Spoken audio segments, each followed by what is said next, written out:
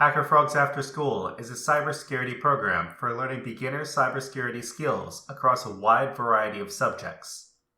This is the intro video to web exploitation. Web exploitation is the intentional abuse of systems and applications accessed via the internet by a user, which benefits that user in some way. This benefit can take the form of access to unauthorized data or systems, the deletion of data, denial of website services, or any number of other benefits. In order to learn web exploitation, we must learn about the internet, how websites work, and a good amount about the technologies and software found in that space.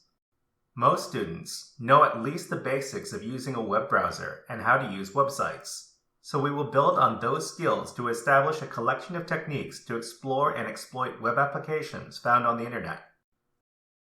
It is important to note that at no time during our study of web exploitation will we engage in testing or exploitation of websites or internet spaces that A. We do not own, or B.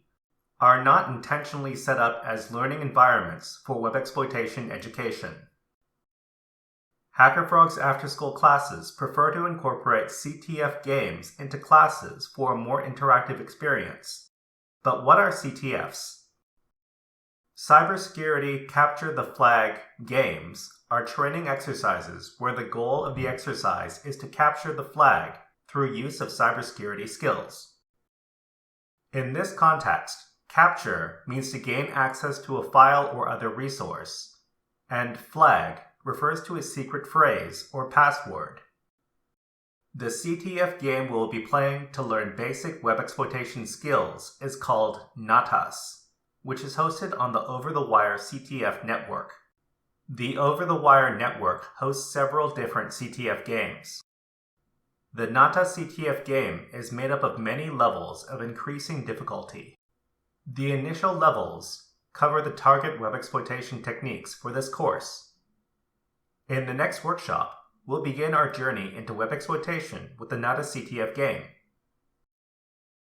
Until next time, HackerFrogs!